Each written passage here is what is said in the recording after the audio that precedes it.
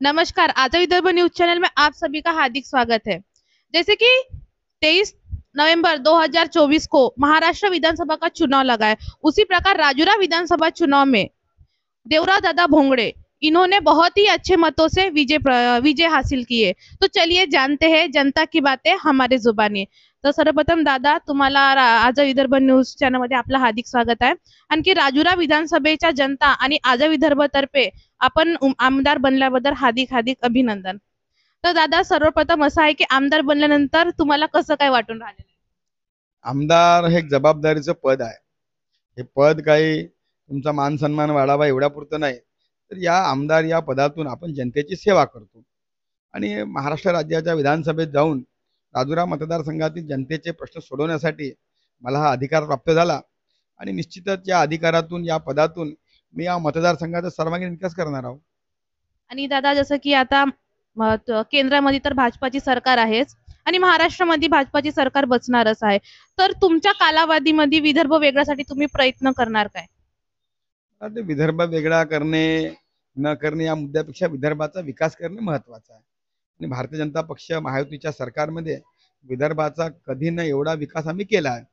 महाराष्ट्र राज्याच्या निर्मितीनंतर 2014 ते 2019 पर्यंत आणि आता 2022 ते 2024 पर्यंत जर तुम्ही या 7 वर्षात बघितला तर गेल्या राज्याच्या निर्मितीनंतर जेवढा विकास झाला नाही तेवढा विकास विदर्भाचा गेल्या 7 वर्षात झाला आहे।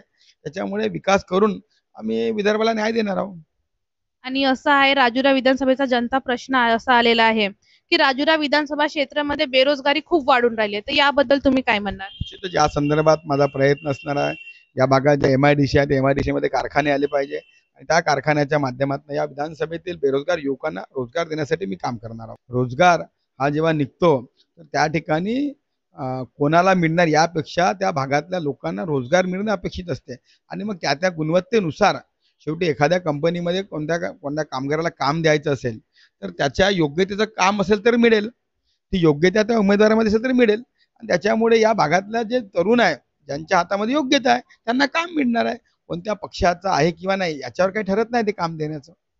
आता तर तुम्ही आमदारकी बनल्यास राजुरा विधानसभेच्या परिवर्तनासाठी सामोरं चालून तुमची काय भूमिका राहणार? या मतदारसंघ विकासापासून दूर राहिलेला आहे। या मतदारसंघामध्ये अनेक विकासाची कामं शिल्लक आहे। रस्ते असेल, पिण्याच्या पाण्याची व्यवस्था असेल, आरोग्याची व्यवस्था आहे, शेतीचे पांढर रस्ते आहे, सिंचन आहे, रोजगार आहे, या सर्व विषयावर मी काम करणार आहोत। आणि शेवटचा असा प्रश्न आहे, राजुरा विधानसभेच्या जनतेला म्हणजे तुम्ही काय संदेश देणार? जनतेला मी मनापासून धन्यवाद देतो। त्यांनी माझ्यासारख्या कार्यकर्त्यावर विश्वास व्यक्त केला।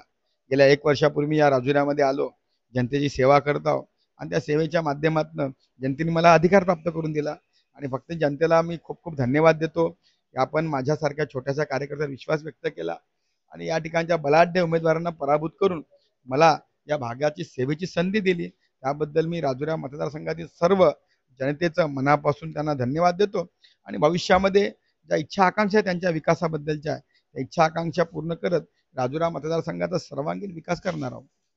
खूप खूप धन्यवाद दादा, तुम्ही आपला वेळेतला वेळ काढून आम्हाला वेळ दिले आणि तुमच्या पुढच्या वाटचालीसाठी आजा विदर्भ न्यूज चैनल तर्फे तुम्हाला खूप खूप अभिनंदन।